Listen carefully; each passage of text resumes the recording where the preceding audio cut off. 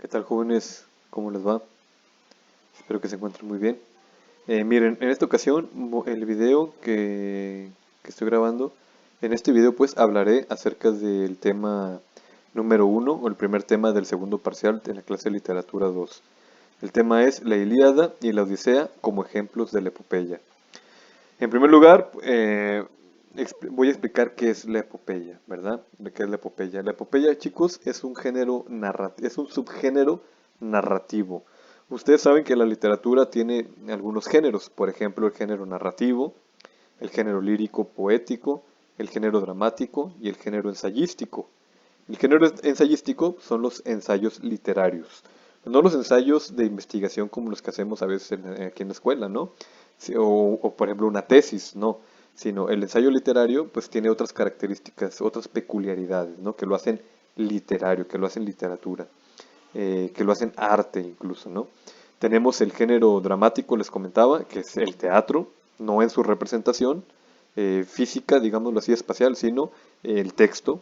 Tenemos el género lírico poético, son los poemas, ¿verdad? Y tenemos, les había comentado al principio, el género narrativo. El género narrativo es aquel que donde un narrador nos da cuenta de una historia, nos cuenta una historia, ¿verdad? Nos narra, valga la redundancia, una historia. Entonces, dentro del género narrativo tenemos varios subgéneros. Por ejemplo, la novela, que es el más popular, el más conocido actualmente, el cuento, la fábula, la leyenda, el mito. De los mitos hablamos en la primera semana de este semestre en Literatura 2. ¿Se acuerdan cuando leíamos el mito maya de la creación del hombre? Decíamos que los mitos son relatos de la antigüedad que buscaban responder a dudas de los pueblos, ¿no? Dudas, digamos, trascendentales de los pueblos. Y entonces, bueno, tenemos esos subgéneros, pero también tenemos la epopeya. La epopeya es un tipo de texto narrativo, pues. ¿Y qué caracteriza la epopeya? La epopeya, jóvenes, repito, es un texto narrativo de la antigüedad, son textos narrativos de la antigüedad, normalmente escritos en verso, es decir, no eran poemas, eran narraciones, pero escritas en verso. Es una primera peculiaridad o característica de la epopeya. ¿Sí? Entonces eran narraciones ficticias escritas en verso, donde se daba cuenta o se narraba las hazañas de los héroes en el campo de batalla o las hazañas en alguna otra situación de la vida de los seres humanos, de los dioses y de los semidioses. Entonces, eso también es otra característica importante.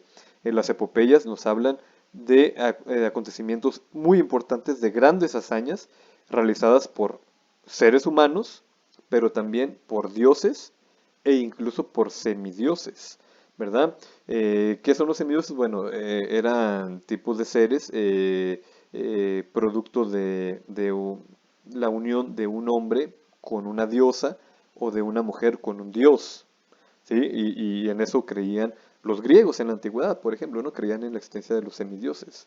Entonces, esas son las epopeyas. Narran los acontecimientos, las hazañas de los héroes, de los seres humanos, de los dioses, de los semidioses. ¿Ok? Entonces, y normalmente, otra característica es que normalmente tiene un trasfondo moral, un trasfondo moral, es decir, las epopeyas, aunque son ficticias, ¿verdad? Lo importante es que nos enseñan o nos dejan una enseñanza moral de cómo comportarnos correctamente en la sociedad. ¿Está bien? Para no hacer muy largo el video, fíjense, ya nada más llevo 4 minutos y fue la mera presentación o introducción.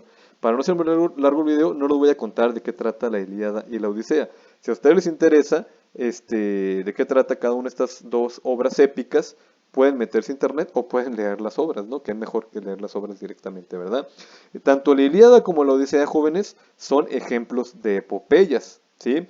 Pero no son cualquier epopeya, no son cualquier texto, no es cualquier, perdón, no es cualquier texto épico, la Ilíada ni la Odisea, sino que son las epopeyas más importantes de la cultura occidental.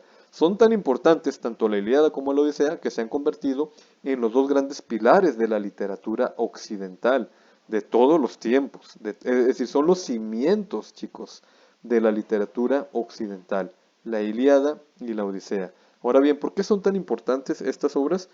Pues por lo que enseñan, además de que son una muestra verdadera del ingenio del ser humano, ¿verdad? Del ingenio que tiene el ser humano para inventar, para crear historias, ¿verdad?